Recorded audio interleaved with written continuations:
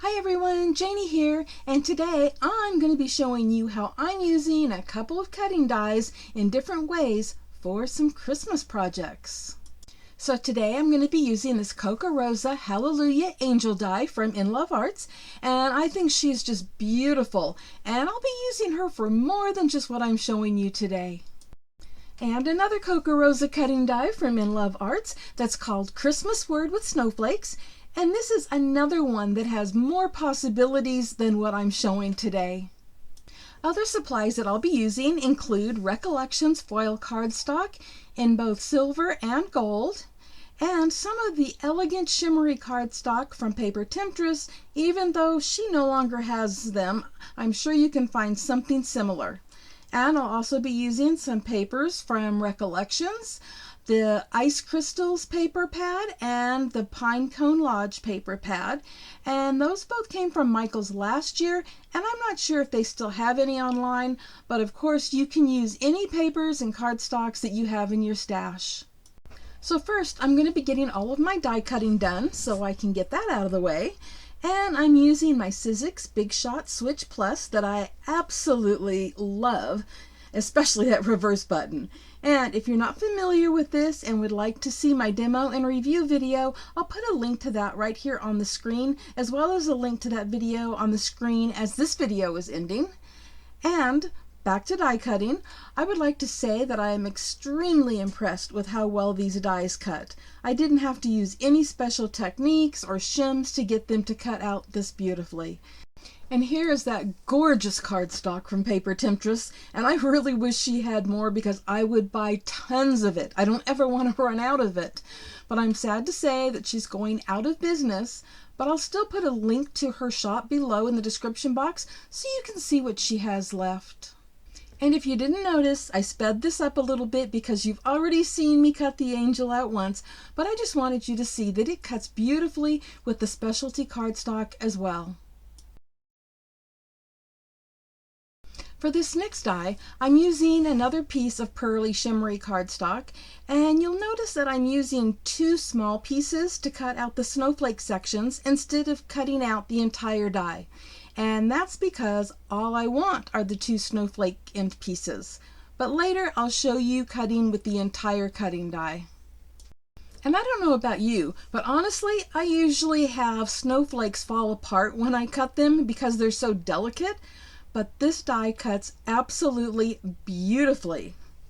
In fact, the only problem I had was it getting tangled up while I was trying to separate it. Whoops, and it jumped out of my hand too. So next I'm using a piece of scrap gold foil cardstock to cut out the word Christmas, which is in the center between those two snowflake end pieces. I did it this way because I wanted the snowflake part in white and the Christmas part in gold, and I wanted you to see how easy it is to do that.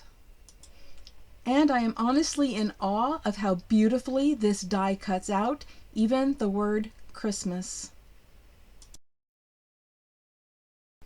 Okay, for those of you who are wondering what happens when you cut it all at once, this is what I'm showing you here. And you will see that it still cuts the snowflakes and the Christmas all separately.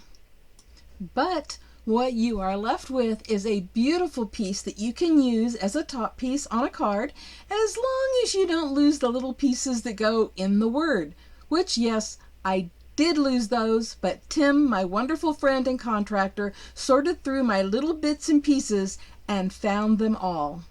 And another option would be to cut out the word Christmas in a different color cardstock and inlay that right where the other one was cut out. So for my first project, I'm making a pop-up gatefold card. And to do that, I just cut a piece of 8.5 inch by 11 inch cardstock in half, leaving two pieces that are 5.5 inches by 8.5 inches, so you could make two cards if you wanted to. And with the 8.5 inch edge across the top and the 5.5 inch edge down the side, I'm scoring at 2 1/8 inch, 4 inches, 4.5 inches, and 6 7/8 inches. And the two outer score lines are folded valley fold, and the two inner score lines are folded mountain fold. And when you're done, it will look somewhat like a W. Now, if you're wondering where the rest of the tutorial is, I forgot to turn on the camera. But no worries, because I have a full tutorial on the pop-up gatefold card, and I will link that right here on the screen and also on the screen as this video is ending. But for now, I'm going to play a little music while you watch me put this card together, because I think the visual is self-explanatory, and honestly, I'm not much of a talker.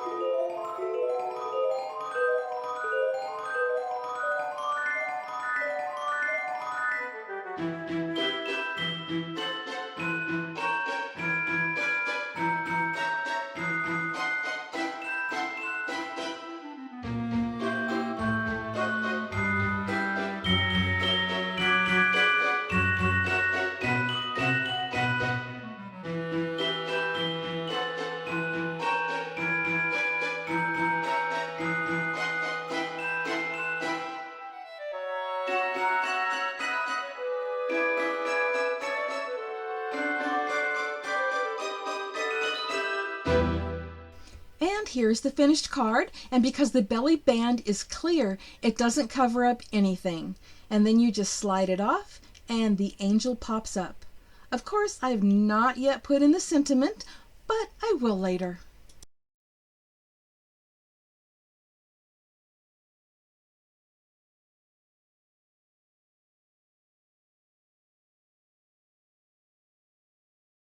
Project number 2 is an angel tag, and this time I'm gluing the angel to a piece of patterned scrapbook paper, and just like before, I'm just fussy cutting around the angel. And then I'm using a little hole punch to put a hole at the top to run the ribbon through and create a tag. This project is super quick and easy, and besides foil cardstock, it would also look great with glitter cardstock and any Christmassy papers. And the back side is solid white, where you can write to and from or stamp a sentiment, and you can even add pearls to this for a more elegant look, like I'm going to do in the next project.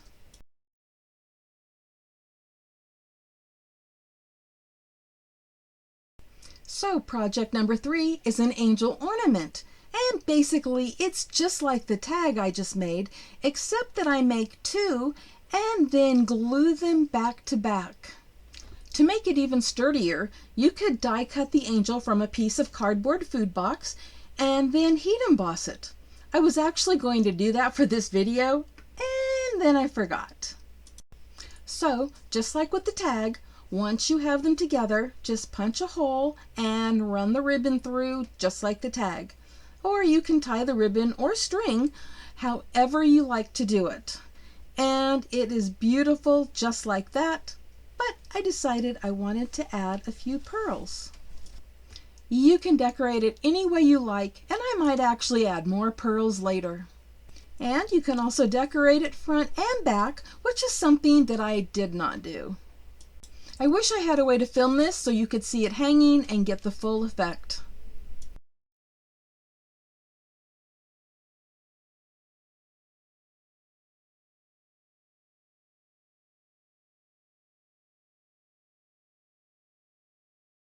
Here are a couple more cards that I made using the piece that I had used to cut the full die cut from, and also using the pieces that were cut out from that.